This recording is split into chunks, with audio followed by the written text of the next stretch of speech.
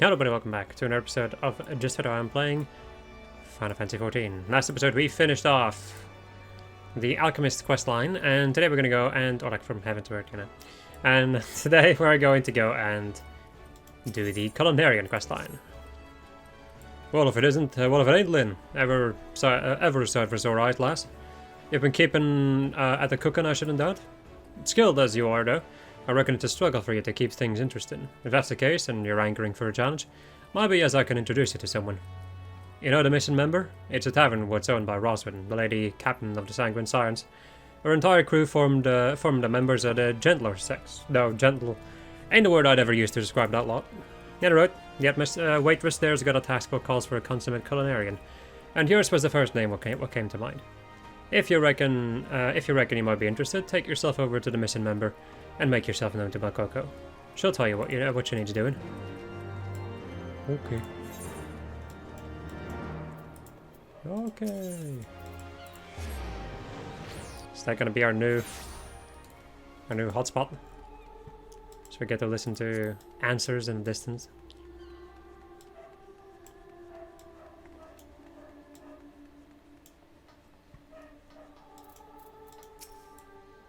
Greetings and welcome to the missing member. Do you have a reservation, madam? You're a leader of the Culinarians Guild. It's a pleasure to finally make your acquaintance. Linscath has told me all about you. I'm Okoko, the head waitress of this fine establishment, and I'd like you to participate in the Delamon d'Or, the most prestigious of all cooking contests.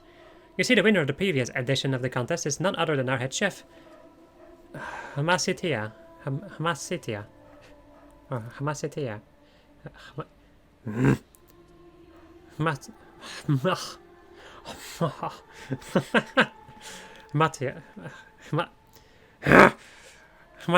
There we go. Hamatia, sure. And he's a right bloody bastard. Yes, he is. His existence is already a problem. What I meant to say was he is an insufferable man. But don't take my word for it. Speak with him for yourself, and you'll understand. You'll find him inside the restaurant, doubtless with a self-satisfied look on his face.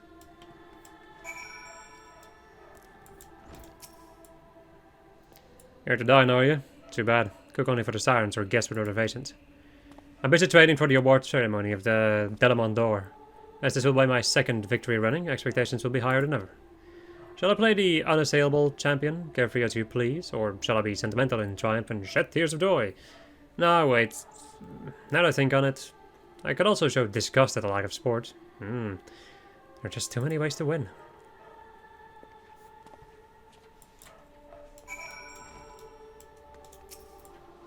I trust you now understand my meaning. Every word of his fairly oozes conceit, and it makes me want to shove a hot skillet down its smirking bangle. But beg your pardons for the language, I forget myself sometimes. Now, as much as I hate to admit it, Hamasitia.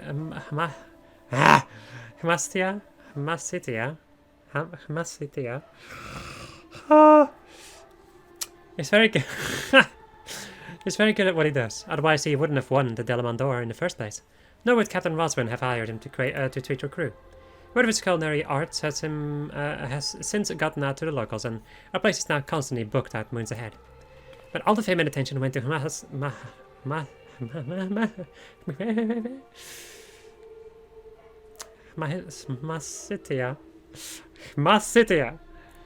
Masitia's head, and these days he swaggers about as though he were the 12th gift to our taste buds. Why, if he doesn't like the look of a patron, he'll refuse to cook for them, and not assuming he even turns up to work. Can you believe the gall of this whoreson? But there I go again, my cussing. You must forgive me. At any rate, I trust you now understand why I want you to enter the Delamon d'Or, or so you can beat Hamasi. Just Masi. There we go. Just Masitia, and put him in his place. Such a heaping helping of poetic justice it will be. You've gotten the best of even the chef's pain. I'm confident that you have what it takes to win. Unless you worry, the contest won't be over for a while yet, so you should have ample time to prepare. I'll have more details for you before long, so please come by again.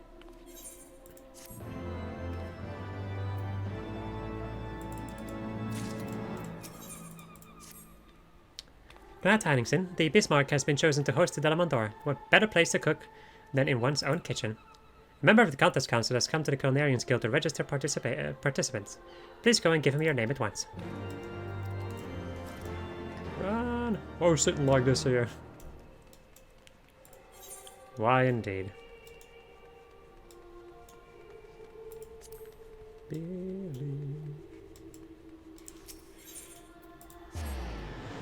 Where are my guitars,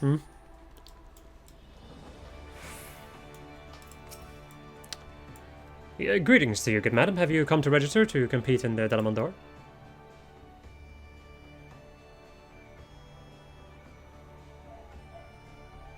Linda there, is that correct? Very good, madam. We look forward to seeing you on contest day. Forward and back, and forward and back, and then go forward and back. And then one step forward. Can't wait till we get to that savage. Quite intrigued to see how long it's gonna take for us to go insane because of the music.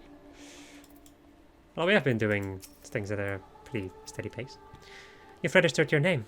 Excellent. Now, you have to prepare for the contest. Speaking of which, I have a task to help you get into form. One of our diners wishes to have dessert, but there's nothing to her liking on the menu. She's been sitting there for a whole hour, unable to make up her mind. As the guild's foremost culinarian, I believe you'll be able to whip up something to suit her palate. To begin with, you'll want to inquire after her preferences. It's the steerwoman at the table, on the right, in case I haven't already mentioned it.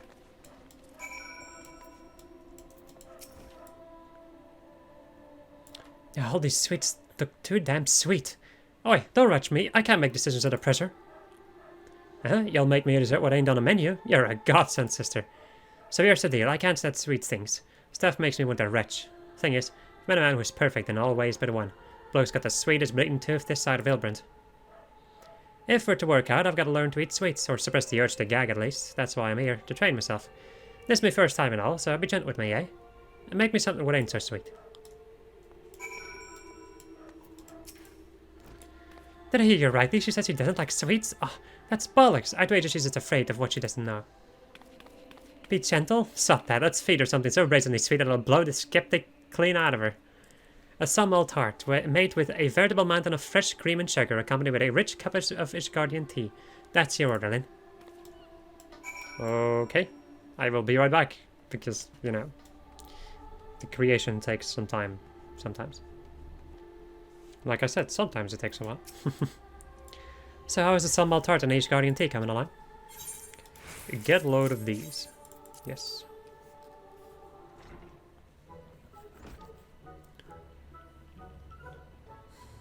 Ah, this stuff looks sweet as sin. What happened to being gentle? Oh well. Listen here. Lynn appears happens to be one of Eorgia's finest culinarians. You ought to be honored she's cooking for your sorry hours. What's more, you want things to work out with your man or not? Alright, I'll try it.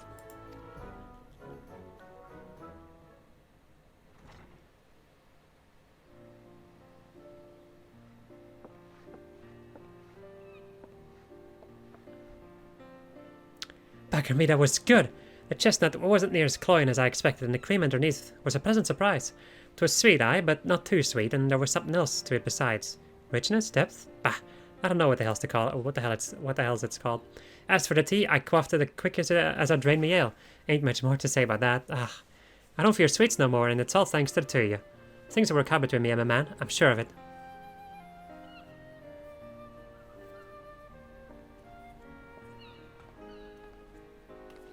You've done it, Lynn. You have converted a skeptic. By holding back on the chestnut puree's sweetness, you helped her to overcome her irrational fear, and so introduced her to a whole new world of flavors. And this does take me back. You would have guessed from my colorful language that I used to be a member of the Sanguine Sirens. Unfortunately, I was prone to seasickness, and it never got better. As a result, I ended up grounded and waitressing for the missing member. At first, I loathed the work. I hated that my dreams were taken from me just because I couldn't keep the contents of my stomach where they belong. It was then, when I was wallowing in self-pity, that I first dated I'm going to end this catboy's existence. Masitia.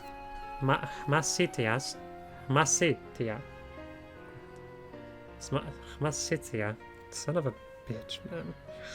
This episode is going to be called Commentating. Just, that's it.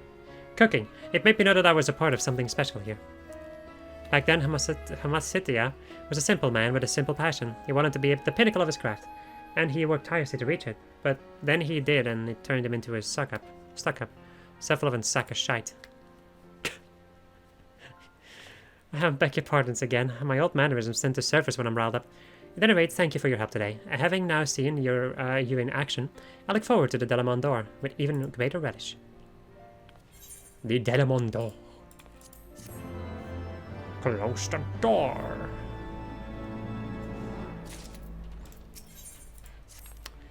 Then you've got to hear this. The bastard Masitya is depressed. Ain't it just grand? Captain Roswin bade him invent a new kind of soup, you see.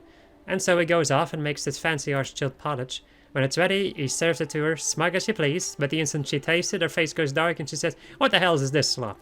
Ah, it's bleeding glorious, I tells you. Unfortunately, my pleasure was short-lived, for the captain then fixed her gaze on me. She ordered me to think of a piping hot soup, fairly barking as she did so. And until we make her something to her satisfaction, I fear she'll remain in the foul mood.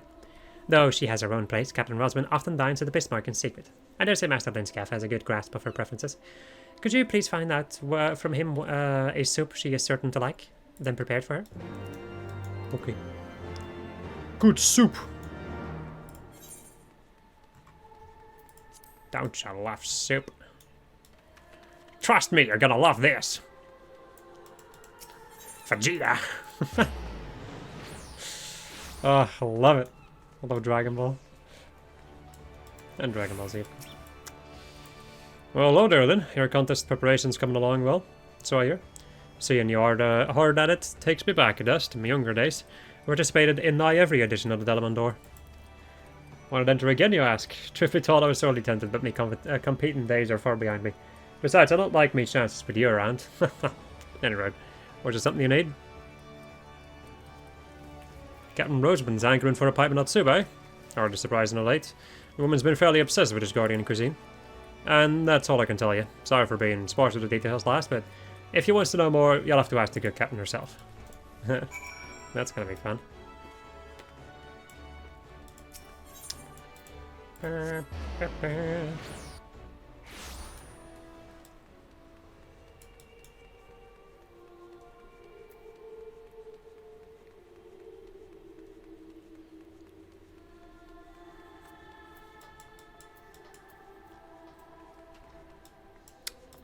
Hello, love.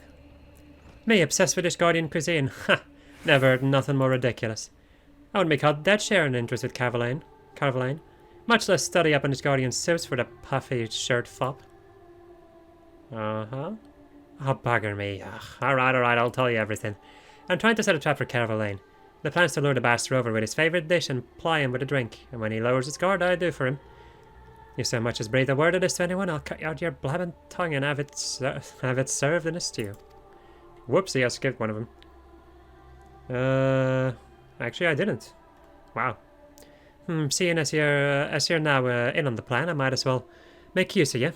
I want you to go to Carvalin and ask after the best Ishgardian chef around.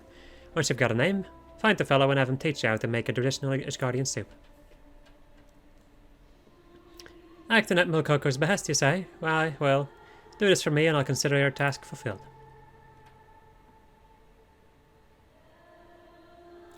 Now you found Carvalane at the 7th Sage. Here's a bag of coin to help you loosen his tongue.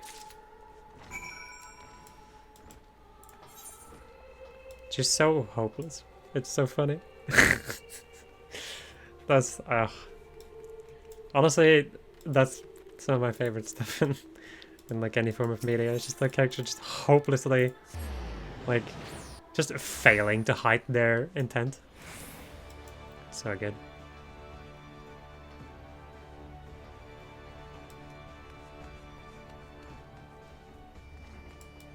Hello, Goblin. Wish to know the name of the best Guardian chef in the land. I struggle to comprehend why you would ask me this, of all questions. Before thinking that Carvalane will never miss a few coins from this already hefty haul, recall the last time the Expire-turned-importer discovered a payment of a tad too light and replaced a missing weight with the tips of the carrier's fingers. Huh. Okay.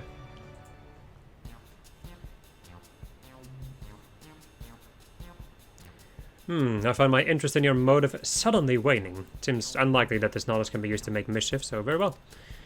As a well-traveled adventurer, you will doubtless be familiar with House Durandar of Ishgard. Its head chef is said to be the foremost authority in the cuisine of his native land. In seeking him out, aside from the obvious signs such as the garb, look for a golden bell upon his breast. It is a sigil of the house he serves. Wish to know his name. But where would the fun be in that? Now, as an accomplished culinarian, he will most certainly have a taste for fine wines. When you meet the man, make him a gift of this bottle of Lomani Red. Say that it comes from an admirer from across the seas.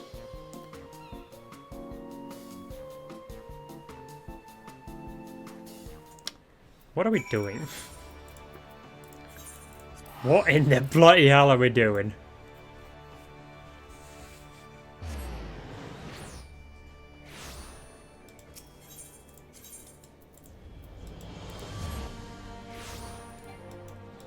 Ah, yes, me trying to use my mount, son of a bitch.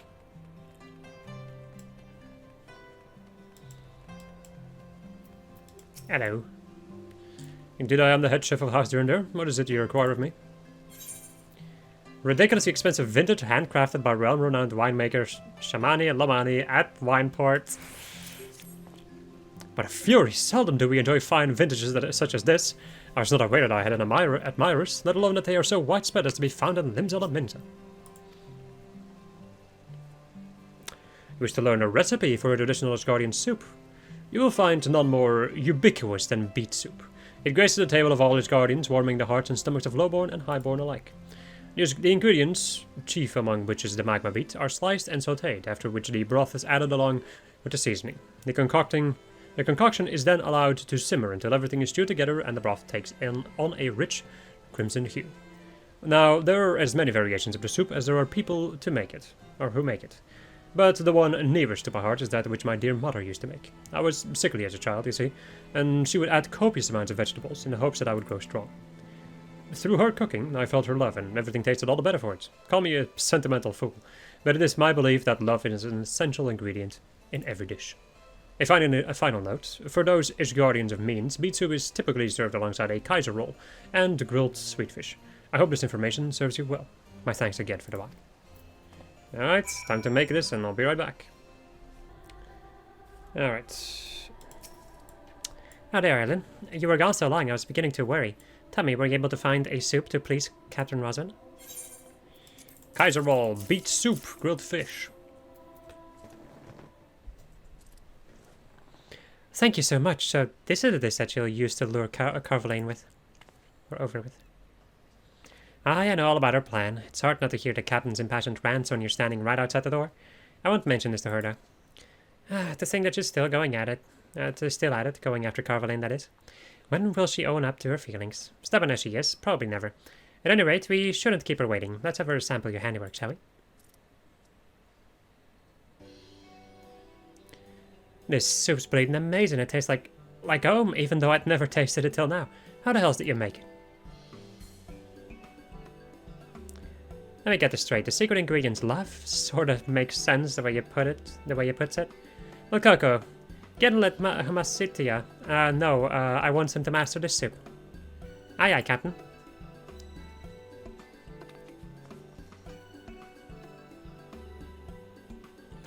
I want a girl own up to her feelings. She's right for right money for Hamasitia. Yet here she is trying to bring him down. Now I know all about her plan. I mean, how couldn't I when she rants about him right outside the door in a voice what'll wake the dead? Me, I don't give two shits about the contest, but I can't help but worry about for Makoko. Seems to me she hasn't thought things through. There we go. Don't y'all love Limsa Minza with all this friggin' pirate talk? I mean, I actually do. Like, not ironically. Stop, go away, cat, please. Now that you're wondering what became of Captain Rosin's plot, well, shortly after you left, she invited Carvalane to her ship for dinner. Lance was suspicious of her intent from the first and refused to put anything in his mouth. He just sat there, poking and prodding his meal. God, what a bloody waste! For all her talk of offing him, it wasn't a trap at all. If only she weren't so goddamn proud and stubborn. And that's the only news I have to share. Ah, right. Linskef was looking for you. He seemed to be in a spot of bother, so you'd best go and see what's afoot.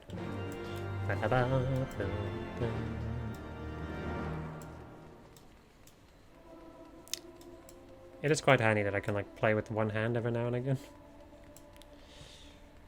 So I can amuse my cat. So she will hopefully fucking stop trying to get on my lap. Because it's really annoying when I'm recording and she's there. Thanks for coming, Lynn. I realize you're busy preparing for the contest and all, but I need your help with something. You see, Master Delamont's due to come and inspect the Bismarck. I don't doubt you see the connection. But he's the founder of the contest and a living legend of cooking. But most importantly for you, he's also the judge. En route, I've got my hands full trying to sort the place out before Master Delamont arrives. Thing is, an old friend of mine's coming to dine any moment now, but I can't peel myself away from my work long enough to look after him. I'd be obliged if you could prepare his meal in my stead. The man's loved meat since he was a young pirate, but age has taken its toll, and he's got hardly any teeth left. That being the case, I want you to cook him something what's meaty but tender.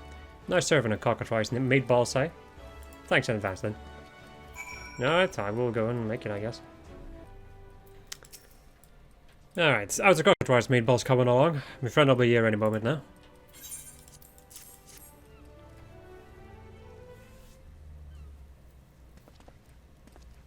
Welcome to the Bismarck, Master Delamont. We are honored by your visit. You must be linked to gas a former student. I've heard much and more about your exploits. But you are in the midst of serving a customer. Pray do not mind me.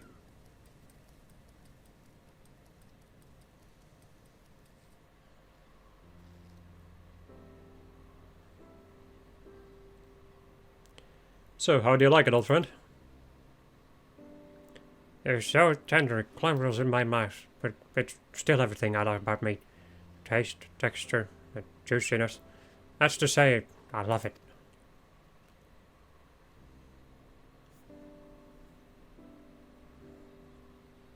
Whoopsie. Ignore that chat block. There's a twitchy finger. He was the captain of his own ship back in the day, as strong as an ox too. But age robbed him of his strength, along with most of his teeth, and he couldn't eat all the stuff he loved no more. Seeing him happy like that, it brings a tear to my eye. Thank you, Lynn. I'm pleased to see that all is smooth sailing at the Bismarck.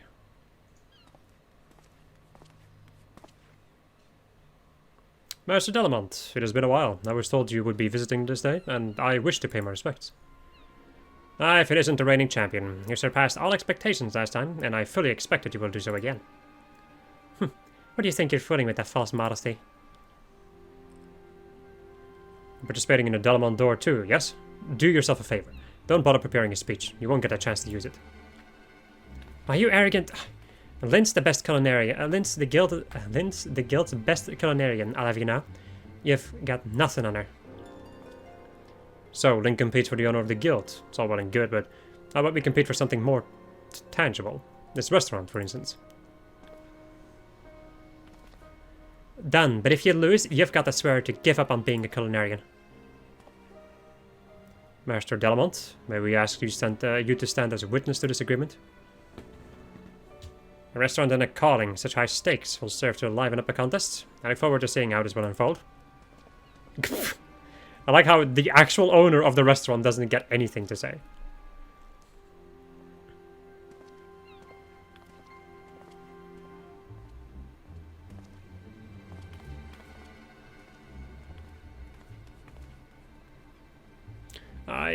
I didn't just imagine that, did I? Melcoco wagering the Bismarck on your winning the Delamont door? Not to say that I don't believe in you, lass, but this place ain't hers to wager. Ah, God bloody damn it. Yeah. Yeah, that was intriguing. The fact that you can just do that, apparently.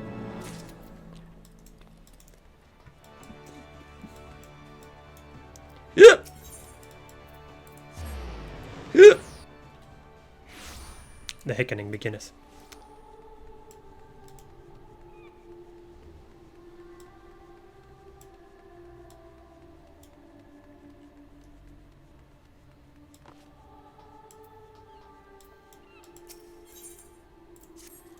Let's begin in the Delamont door. In case you didn't already know, Master Delamont is notoriously difficult to impress. In the entire history of the contest, no one has ever been awarded the full 10 points, and even respected chefs typically get only 4. This time I believe it will be a 2-chocobo race between you and Hamasitia. Now then, before you do aught else, you will need to know the particulars, such as main ingredient and theme. Please go to the Bismarck and have and have them from Master Lemon. Okay.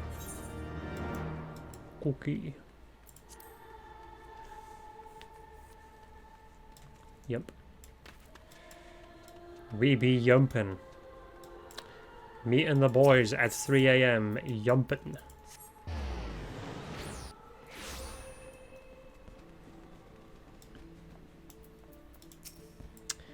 There you are, my friends. According to the registry, you are our final contestant.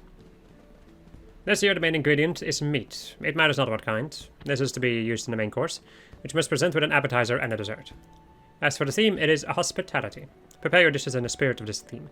Then present them to the council member yonder. Best of luck to you. Right.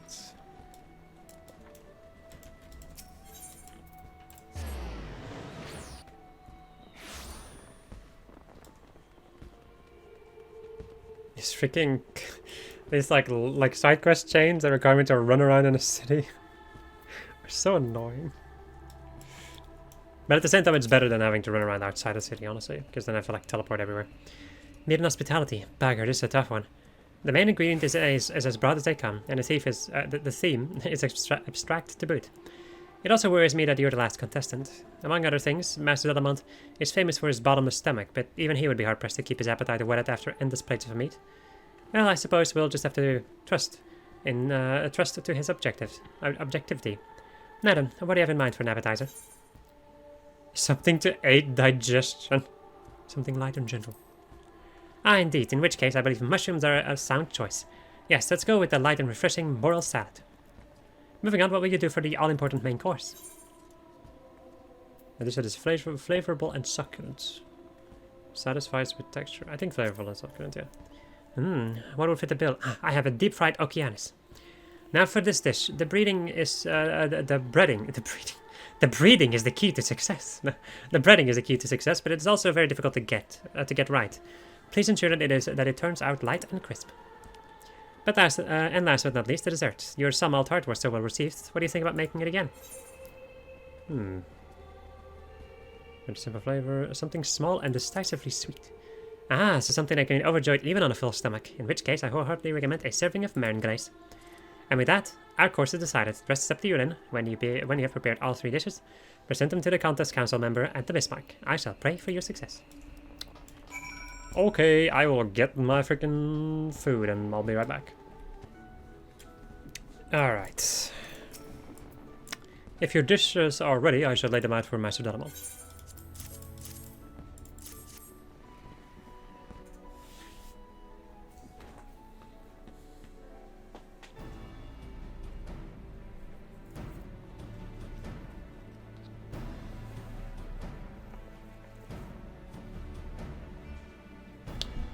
I was just awarded the highest score in the history of the Delamont door. The Bismarck is as good as mine.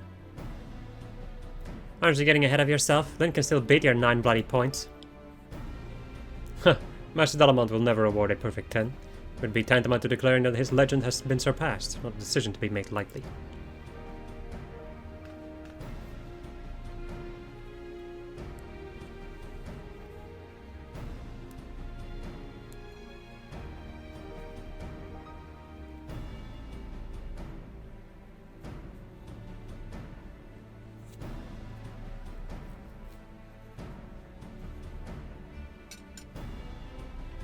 Without further ado,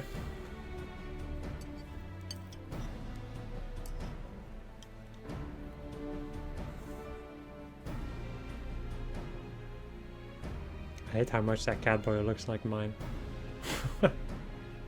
Because I also hate that catboy. At least at the moment.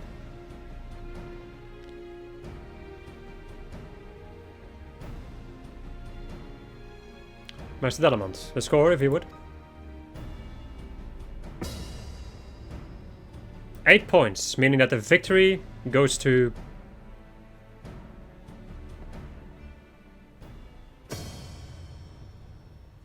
No, it's 9 points. We have a tie at the highest score ever awarded.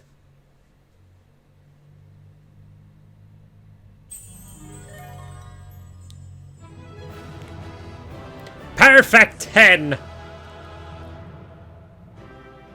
We have a winner, Linda Dare, with the first perfect 10 in history.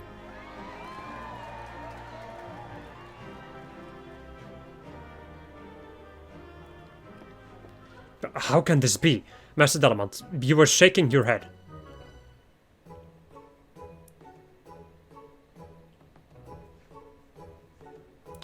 It was not out of disappointment, I assure you. Nay, I was simply coming to terms with reality. The reality that the Colonarian has finally appeared, which surpasses me.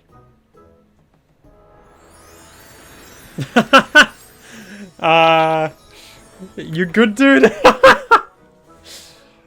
First of all, the appetizer. After a long day of judging, the mushroom helped to absorb the grease that had collected in my stomach, giving it a new lease on life, an act of consideration worthy of the most devoted of mothers.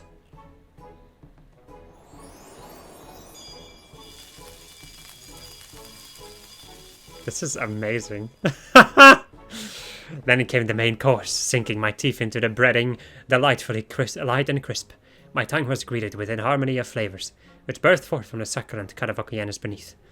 That great love went into making it tender was plain to my senses.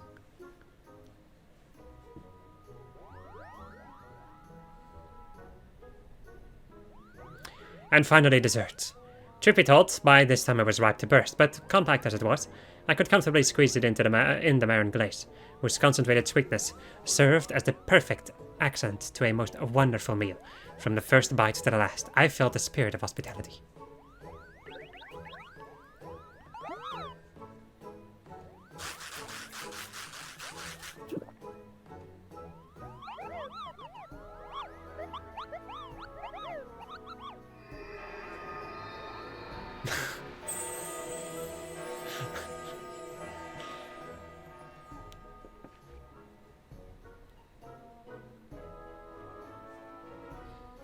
In the end, it was Lynn's interpretation of the theme which divided her from the field. Rather than striving to astonish with her handiwork, she kept the diner foremost in her mind.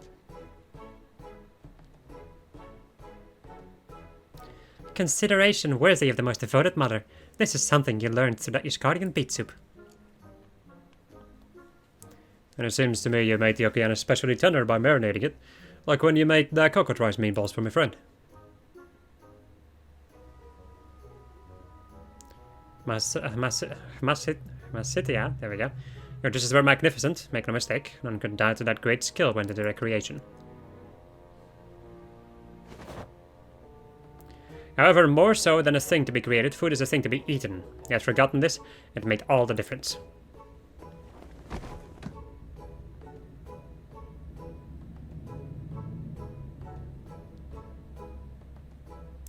I've lost. As promised, I'll give up on being a culinarian.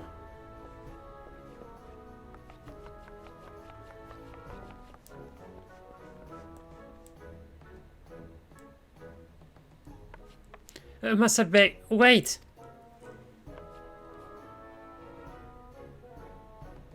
Or B, I guess. Masabe.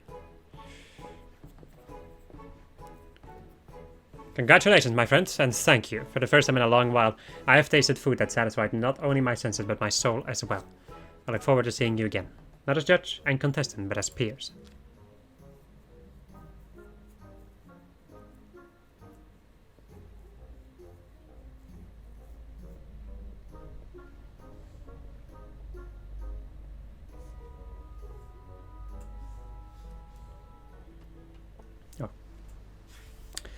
Phew, Bismarck's safe, thanks to you.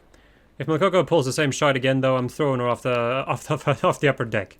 But speaking of the girl, might as well you should check up on her and Masitia. They went off in the direction of the missing member.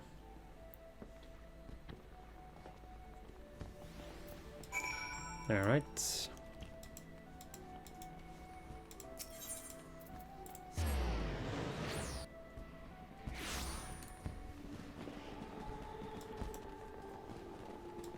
Snakey midget. Lovely. Just lovely.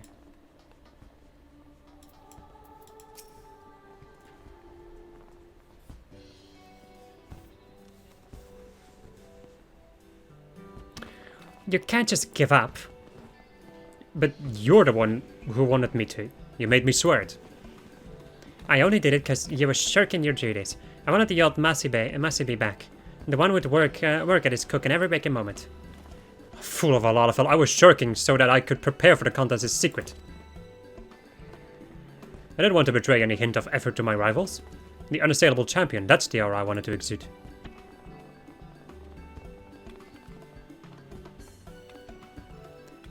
So dreamy. I mean, I beg you, Massey. Don't give up on being a culinarian. I can't bear the thought of not being able to eat your cooking no more. Well, if my Melly Belly insists, I suppose there's nothing for it but to keep doing what I do best. Will you keep it down? If all of that gutful of your lover's farce. So, you didn't win. That's too bad. What do you intend to do now?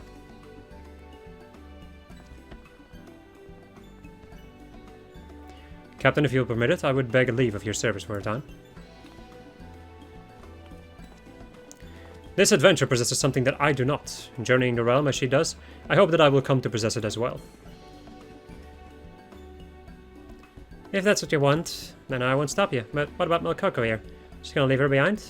If you make her cry, I won't hesitate to make this place live up to its name.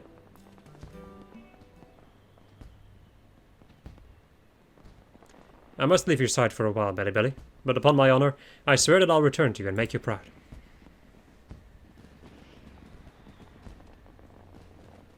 I know you will, Massey. I'll wait for you forever and a day.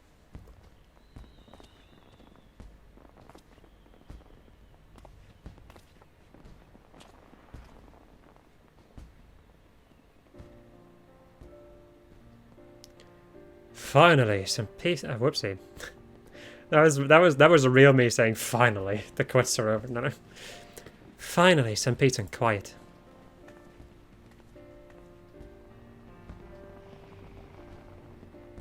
Owe you an apology, Ellen. It was wrong of me to embroil you in my personal affairs. But it wasn't all that bad. You were a positive influence upon Massey and me. Thanks to you, I was reminded what it means to be a culinarian, and I've come to love my job even more than I already did. All of this was made possible through your cooking. You've taken a humble thing and given it the power to change lives. Thank you, Lynn, for being an inspiration to us all. And a belated congratulations for winning the Delmont d'Or.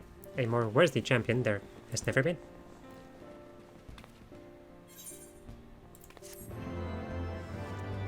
Quest completo! Wahey! And with that, we have done all of the job quests from Heavensward. Now, before we end off this particular episode, let me go and unlock something else. I'm not going to be doing that particular piece of content. Well, I'm not going to be doing it with Lynn. I will be doing it with, or like I am already doing it with my main character. But let us unlock it nonetheless. Oh my good lord. What in the heckums? Are these like all for... Yeah, okay. These are all for the different tiers. May as well. The Whispering Winds bear tales of an adventure daring do unto mine insatiable ears. But one episode in particular whetted mine appetite. Did you perchance encounter a colossi of steam and steel in Dravania? Ah, so it is true. Pray speak on then, friend. I would hear more of your trials and tribulations within the towering automaton.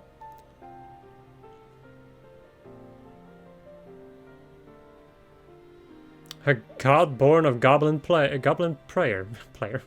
A citadel upon legs, whose very life spelled death to all without.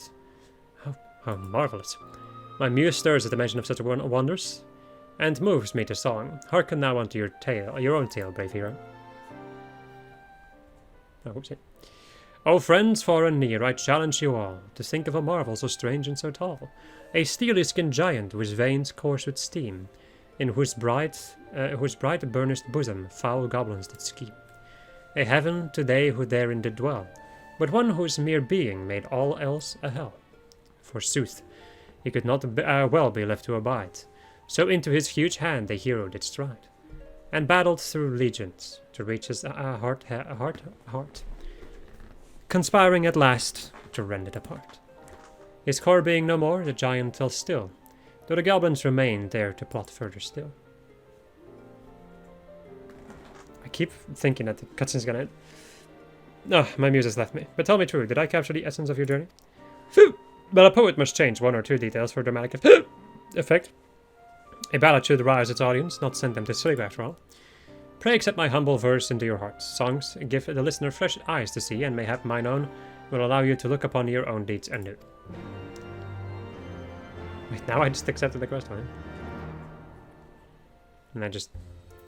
Oh, I have to talk to Red Briggs. Okay. Well, I may as well get the other ones now. Stop. Stop getting... Stop trying to get my attention. We're almost done.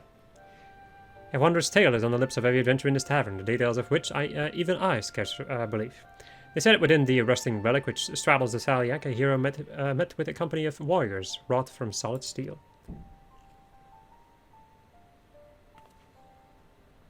Aha, right, I thought it might be you. And you say you crossed swords with these dread automata? Splendid. Tell me everything. Let me hear the sound of battle echoing through that giant's iron innards. Your story stirs my muse from her slumber. To think that the goblins would contrive mechanical soldiers that could themselves combine to form a veritable walking fortress. And within a walking fortress, no less. Tales of my boyhood were not half as fascinating. Your tale reminds me of another. That of the three great kings, Alexander, Midas, and Gordius, whose names must by now seem familiar. Covetous to the core, they spent their lives in a fever of conquest, never a moment satisfied with their lot. That an ambulating paradise of wisdom and erudition should honor their memory is curious indeed. I can only assume that the genius who conceived it was possessed of a wicked sense of humor. Ah, a story so steeped in myth could scarce fail to stir the spirit of song within me. Lend me your ear, friends, that I might regale you with the tale of your own adventure. In the giant's iron innards the goblins did toil, though sunrise and sunset intruders to foil, till the limb of their longing did chance to awake, a path for our weariless hero to make. And thus did she aim for the beast's second heart, leaving both it and its keepers apart. Yet in spite of her triumph, the goblins all laughed, and by means lost the meaning, in victory basked. Yea, the giant of steel was far more than it seemed, with power beyond knowing, potential ungleaned. And thus was our hero compelled to withdraw, resolved to return and do battle once more.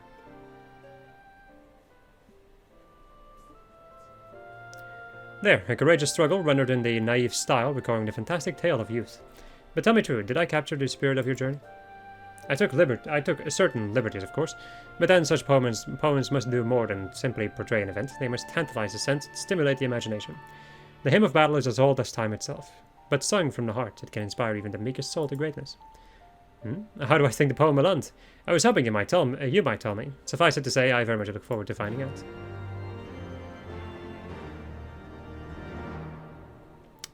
And then let's get the final one.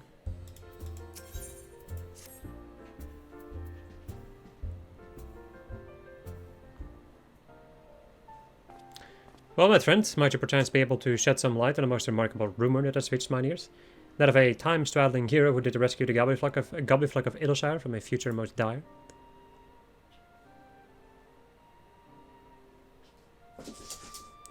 Ah, but the 12 smile upon me today. 'Tis a stirring tale indeed, and one made more affecting by the unadorned manner in which you tell it. A struggle for the future so grand as to span the boundaries of time and space. Would that I had been there to witness it with my own eyes. I must say mine interest was especially piqued by the part about turning back time. If I understand correctly, had you triumphed over the giant only for the goblin to reverse the flow of time, thereby compelling you to do the battle over and over again, the primal's power would have grown to nigh infinite proportions. While we must all thank the 12 that you and your companions were able to break this vicious cycle, as a performer I must confess to some curiosity over how the final battle with such a foe might unfold. Not that I want for inspiration, of course. Your tale is more than sufficient. Why, even now my muse stirs within me. Hearken unto her song. In the breast of the giant a crystal did stand, whose hunger for ether spelled death for the land. And thus did our hero swear never to cease, till she torn out the heart of the great metal beast. Yet for all of her labors, both bruising and brave, the goblins stood poised to make a history their slave. The giant, however, had plans of its own, and plucked from the goblins their dream of a home. For it saw but one way to set history aright, a champion of ages, a hero of light. So the giant now sleeps as it did once before, in a moment repeated, forever and more.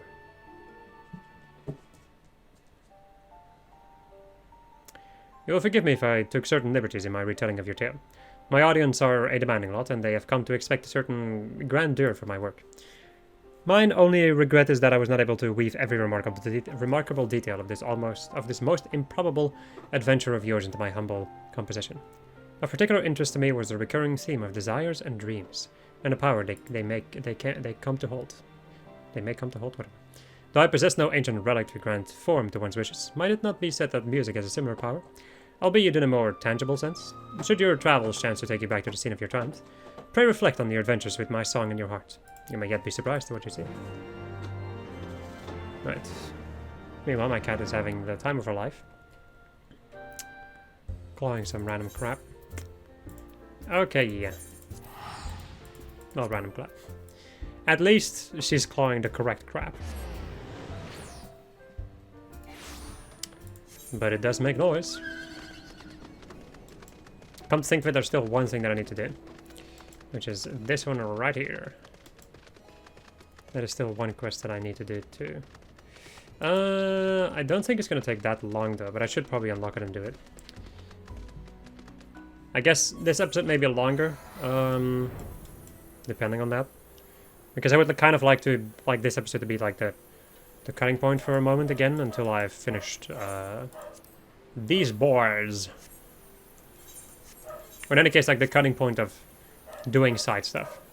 Because then afterwards we're going to go back into the main story. After all. And now there's a dog barking because I needed even more background noise. I always do. Oh well. Anyway. First rule of Gobby watch card. Keep steady nerves at all times. Second rule of Gobby watch card. If danger comes to Gobby, ignore first rule and make speedy feet. Yes. Alexander the Creator's Sarge, now accessible. What is it over there? The what? Thanks to the poetical outpouring of the Wanderer Minstrel, you can now relive your foray into Alexander.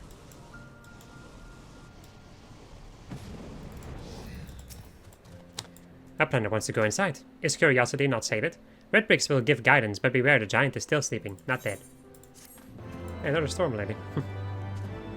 That's nice. With a nice robe too. Alexander Gordius Savage. Which we have already beaten. Oh, at this time. But I haven't. I need to. Like the Alexander ones are gonna take a lot more editing than the AR ones, so. Light kicks stands guard over giant of whirlycocks. None shall pass, none shall pass. So yeah. I will be uploading my like the Savage clears that we do soon, TM, but I don't know when that is. I think I can probably like start to upload the Realm Reborn ones in any case today already, or like tomorrow. But then the Alexander ones are gonna take a longer time. And like with today and now, I mean like in like real time, because you know I pre-record a lot of stuff. So, all right. And if you're wondering about this quest, I will be doing this at the end of, like right before the end of Heavensward, for very understandable reasons, I would say. Right. Well, if it ain't one of our most reliable collectors, got anything good for us this evening? Actually, hold that thought. I just remembered that I've got something for you for a change. A favor to ask. You wouldn't happen to know a girl by the name of Slowy Aliapo, would you? Sweet little thing, born into poverty. She works her tail off for my sister until she'd pay off every last gil of her family debts. Recently, she struck out on her own, renting out a corner of the heart place to run her own shop. She's a girl's got a nose for coin. That's a match for anyone in the realm. But she can also be a bit scatterbrained, which is what's keeping us up at night. We'd like nothing more than to stick by her side until she gets her new operation off the ground. But needless to say, we've got plenty on our own plates. That's where you come in. So, what do you say? Think you could pay Zoe a visit and see that the girl's making ends meet? It'd mean a whole lot to Romanna and me. Right, this will unlock another thing, which will be, I would say, semi-important. Well, important. It's gonna allow me to get a resource relatively easily. Hello, Zoe. Hello.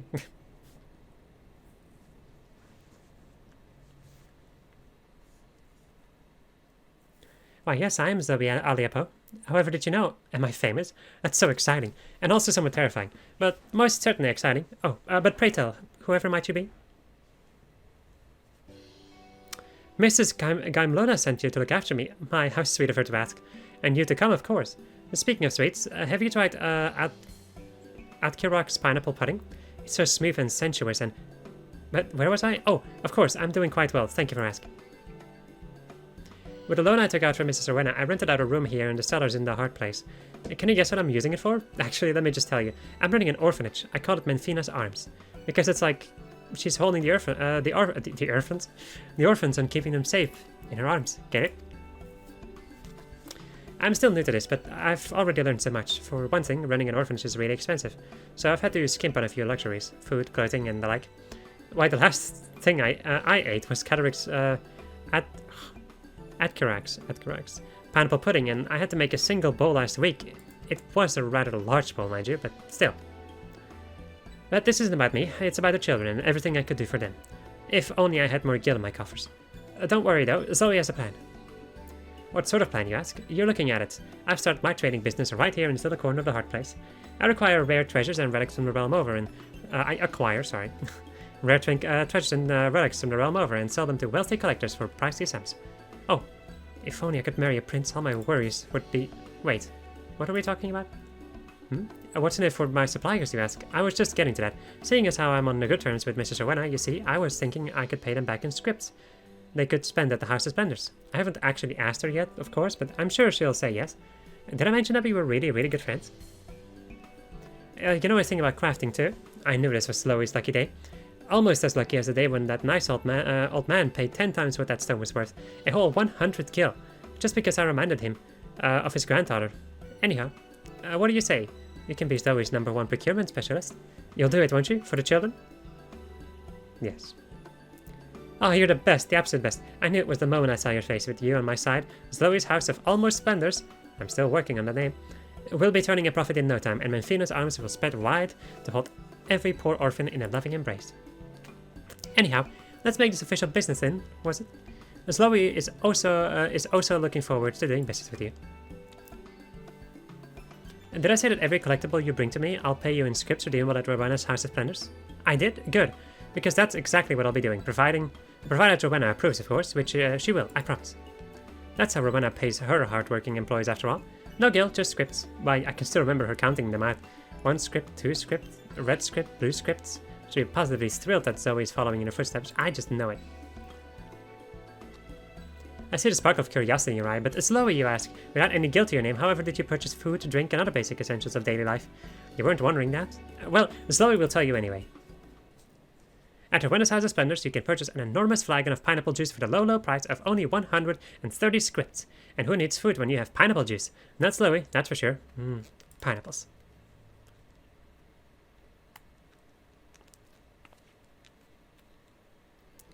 But where were we? Oh, Jesus, this is... Oh, you're probably wondering exactly what sort of treasures I'm looking for. Well, I'd be happy to explain. Zoe has her eyes set on exotic treasures of Near Eastern make and design. Little Bird told Zoe that Near Eastern culture is all the rage among the Guardian nobility these days, and who is Zoe to disappoint such potentially generous customers?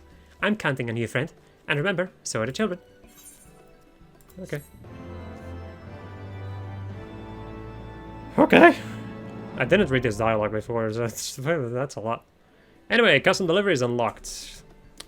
A new little side thing you can do on a weekly basis. Let's see, you can make 6 deliveries per week. There's only in collectibles. Yes. Thank you for that entire freaking thing. Yes. So, there's 3 different types of things you can get. You can either make a thing with your Disciple of the Hand. You will also get experience for whichever job you do this with, too, by the way. So the Near Eastern Antique you can make with every single job, I think. Maybe? Yeah, I think so, yeah, I'm pretty dang sure. You can make it with every single job.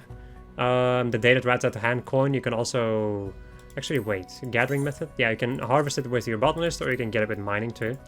And you can also, of course, get fishing. However, it actually shows you the freaking... Ah, that's amazing. If you want to collect collectibles... so when it comes to gatherers, you will usually just find them in the gathering node. But when it comes to fisher, the thing you would have to do to be able to get that... it should be in here somewhere. I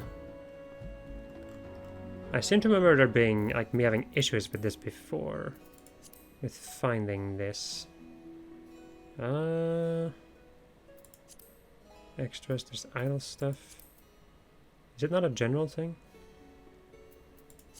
It's either that or I'm, like, just straight up missing something. Gather roll.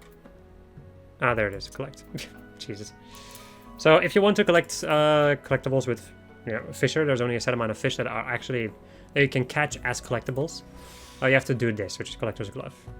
And over here, it's gonna explain it. You have learned Collect, a special disciple of the land action that is used to gather an item as a collectible. While fishing under the effects of the Collector's Glove status, a fish landed will be gathered as collectibles. Their size directly affecting collectability. So, another thing that I'm going to talk about, because I'm also going to go and show this off, because I do want to do these deliveries. Yes, thank you, game, for the fucking giant explanation. We are going to go and gather these. You get 30 points per thing, so if you get 90, which is like 3 collectibles, then you will be able to level her up, like level up her trust or whatever. So yeah, we're gonna collect 3 of these collectibles. We are in Ilshar, so let me just go down there. I'm gonna keep my map open so I don't lose it. It's a lot of people over there. Is it, what day is it today? Oh yeah, it is Tuesday. Makes sense. Ah shit. I'm gonna keep my... Yeah, I'm a gamer. I'm also gonna swap back over to miner, I guess, whatever. So, this should be a level 60 thing. There it is. Let me show you how to get collectibles, or what you can do to get collectibles. Let me say it like that. Because, like, doing it properly and all that jazz is a little... It's here or there. There are probably, like, tactics for it and all that jazz, but I don't know them that well. I'm not too invested in crafting or gathering. I only do it in mind that, like, I am required to do, I would say. The highest thing I've done is like an expert level recipe for relic weapons, basically, like relic tools, I would say. Which we'll get to later on too. Anyway, gathering collectibles. There's a lot of freaking stuff that is explained. Like, there's just a lot of freaking stuff. So the things you can do is you can do scrutinize, which improves the next item collectability increased. Like next item collectability increase, effect is determined by your perception rating. So this will basically almost double the amount of, like not maybe double, but to a certain amount it will give you more collectability. So I can actually do this and it's gonna like estimate how much it would be, which is definitely either double or like close to it. Actually, it's more than double, yeah. However, it is gonna cost you 200 GP, so. Other than that, the actions you have is Scour, which is just a normal, like a basic thing that's going to increase your gathering. I'm sorry, it's going to increase your collectability rating. You have Brazen Prospector, which increases a random amount, ranging from 50% to 150 of the effectiveness of Scour. And then you also have Meticulous Prospector, which increases the collectability of an item increase. Increase is 75% effectiveness of Scour. However, there's a 25% chance that you will not lose an integrity point. So yeah, let us see how this is going to go. Okay, I can do that. Can I get it to? It's not gonna. The thing we need it to be like over 600. So, Jesus, man, cat. I was taking a risk with that one. That was not really amazing. I can use Solid Reason to get some stuff back if I want to. I think I'm gonna do that. Just mainly because I want to get like 2 of these over here. You have to press collect to, of course, collect the thing, which will reduce your integrity again. Let me go and get 2 of these of a high enough collectability rating. It doesn't have to be any higher than what you require. So no point in going bonkers with that.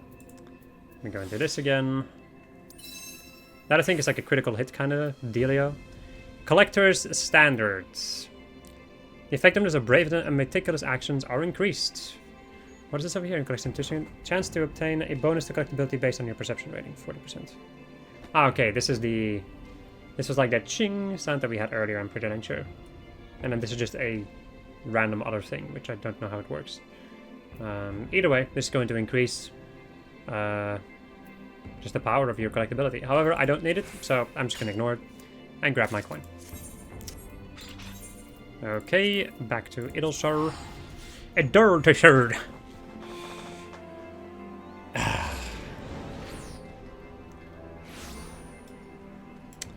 So yes, my friends, as if you weren't tired enough of doing dailies, now there's weeklies. I mean, I guess it depends on what you like, I suppose. Also, another little thing that I want to mention about the collectabilities, like collectibles, regarding these boys over here. They will usually require like components that you can just buy from a shop around here. I'm pretty dang sure that it is this shop over here, like the salvager shop thing. You can buy the crafting materials needed, so you don't need to go out and gather materials and all that jazz, which is a godsend.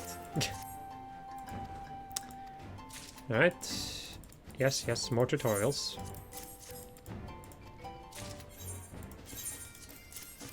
And once we have all 3 of them... Thanks to you, I've got so many Near Eastern treasures that I barely have space for them all. Unfortunately, Zoe knows some very wealthy individuals who can hardly wait to take them off her hands. Nice.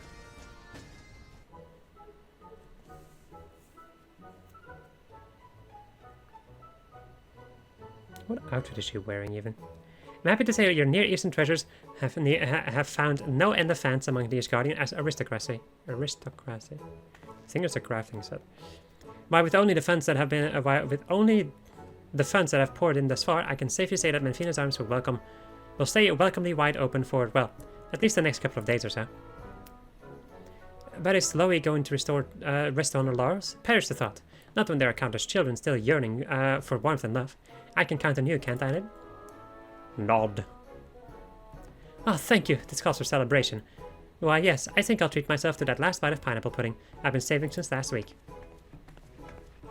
If anyone deserves it, it's you, Miss Loie. You're always working so hard to put food on our plates. Hello, lady. Who are you? This is Lynn, a famous adventurer. She's the one who's helping Miss Loie turn her trading business around. You're an adventurer, Miss Lynn? My mummy and daddy are adventurers too. I wish you could meet them. Mummy and daddy are the strongest adventurers I've ever seen. They're always keeping the people of Idleshire safe from nasty monsters, or at least they were. The other day they went off to hunt something called a leet mark. They said they'd be home by sundown, but I haven't seen them since. Miss Loie says they probably just got lost. Anyway, I was so scared and lonely all by myself. But then I met Miss Loie. She's been so nice to me, just like a big sister. Sometimes she forgets to unlock the door or feed us, but I know that's just because she's busy. Right, Miss Loie? I just met you, Miss Lynn, but I like you too. Anyway, I'm going to go now. My best friend promised me she'd tell me a story about dragons, and I just love dragons. See you later, Miss Loie, Miss Lynn.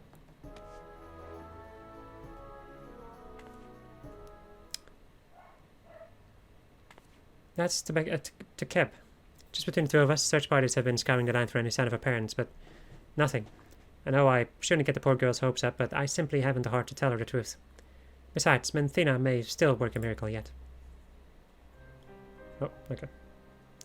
The day after her parents disappeared, poor little Keb rushed out from her home to the city gate. She waited there day and night, in a beating rain and blustery wind, just so she could greet her dear mother and father with a smile the very moment they returned home.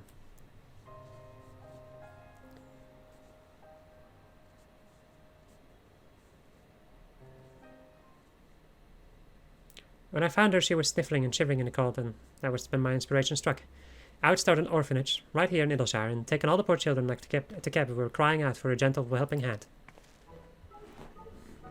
And that's why I must keep to the task. Menfina's arms must spread wider and wider, that no child need know such pain and loneliness ever again. Rumble, rumble. Right, let's just do her stomach. Is it supper time again? Supper time yet? Satisfaction up! A friend of the orphanage. Right. And yet there is still much work to be done before the finances of Menfina's arms are stable. To that end, Zoe Aleopo has a new favor to ask of you. Yes. No. Thanks to you, we're doing better than we were. At least Chloe's paying the rent now. But I'm afraid to say Menfina's arms is still a long way from achieving true financial stability. Stability. So Zoe got to thinking. Perhaps we've been doing ourselves a disservice by limiting our dealings to the Ishgari nobility, no matter how wealthy and generous they might be. That's why Zoe's decided to look the realm over and look big. I'm talking about consortiums, cooperatives, and conspiracies? Commiserations? That doesn't sound right. Anyway, what I'm trying to say is I found a promising new client, Master Gekaruchu of Gekaruchu Shipping. Have you been to his resort at Costa del Sol then? They say the sun shines bright and water's clear. Every day of every year. That rhymed, didn't it? Anyway, I had an idea. What sort of rare trinkets and treasures do you think might tickle the fancy of those who live in a world of endless summer? If you're thinking cool and refreshing relics from the bleak, blustery highlands of curses, then I guess great minds think alike. Yes, this is the perfect opportunity to build upon the foundation we've laid. What do you say, then? Are you with me? I mean, script. Alright, and then we have the next set of stuff. It requires 480, so like usually the way that it goes is that you'll be able to rank up like every week at least once. As long as you do all 6 deliveries. Because like the first one over here took like 3, then it's gonna take 3 again to get to half, then 3 to fill it up again, then 3 in the next one to get to half again, and 3 and so on and so forth. You will always get the same amount of satisfaction whether or not you get the amount of collectability. Like a high or lower amount of collectability. XP is also the same. Only the scripts and the measly amount of gil make a change. Anyway, my friends, I have, with that, reached the end of the crafting saga, and in general, I would say the end of a lot of side stuff. The only thing that still needs to be done is the Beast Tribes, the Alliance Beast Tribe quest. So there's going to be another big quest involving all of them. Similarly to A Realm Reborn, spoiler I guess, whatever. And then also this needs to be done still. So those will be the next couple of episodes that are going to be released. Are going to be all about the Vanu, all about the Vath, all about the Mughals. And then there will probably be an episode, in any case, a part of an episode about Zoe. And then, of course, also the Alliance Beast Trap quest. Anyway, hope you enjoyed this episode of Just Fun. And I will, if you're still somehow here, I'll see you next episode. Adios.